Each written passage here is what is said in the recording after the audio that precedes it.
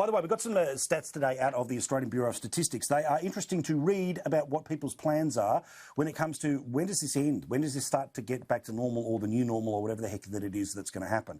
Obviously, Victoria, the numbers are a bit worse, but let's have a look nationally about what people's expectations are about the next little while.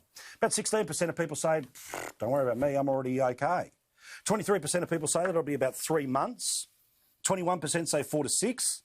A year is at 18%, and unbelievably, 9% of people say it'll never be normal again. Never be normal again.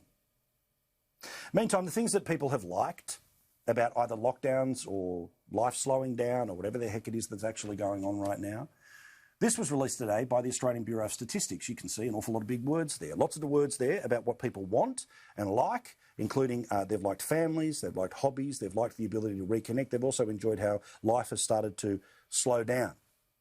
These are apparently the things we are telling the Bureau of Statistics. 29% of people apparently say they want to continue spending more time with their family and friends after COVID restrictions are lifted. 28% say that there are no aspects of their life under COVID-19 that they would like to continue. Is there a surprise there? And when it comes to federal government, well, there has been a lot of bitching and moaning about jobs. Last week there was this absurd dance that apparently the government wasn't doing enough to create jobs. This was the line from Each Way Albo and echoed by a few mates in the media. But here's the truth. The only way that you can increase jobs is to increase demand to the Australian economy, i.e.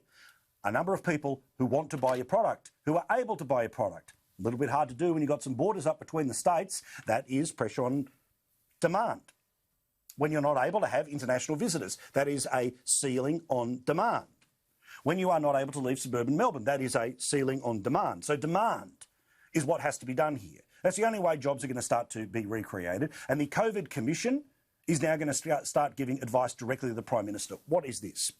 Now, for the same people who bitch and moan about why doesn't the Prime Minister take advice from business people, real life people, versus just the bureaucrats all the time, well, that's exactly what this is. And no, they won't be having public meetings, and no, they won't be putting out reports about what they will and won't be suggesting about could be ideas to government. Instead, this is the guaranteed way that the Prime Minister gets people from the real world giving him the same amount of advice at the same volume as the people from the bureaucratic world. Here's the PM today. We're about creating jobs. Jobs is the way out economically for Australia.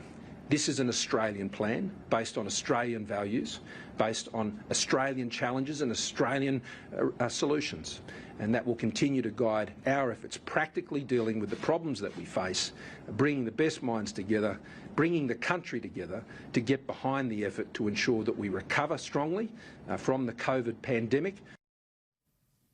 As for the person who's in charge of this is, again, the idea. It's about trying to find the opportunities to create the demand that while Australia is an island and is not dealing with the rest of the world, we can deal with each other and get as many people off the unemployment queues as possible. Unemployment queues that, by the way, would be millions of people longer if those who hate JobKeeper would get their way and JobKeeper would disappear. I do have no idea how you are a more pure conservative if you want more people on the dole than actually going to work. But roll the tape.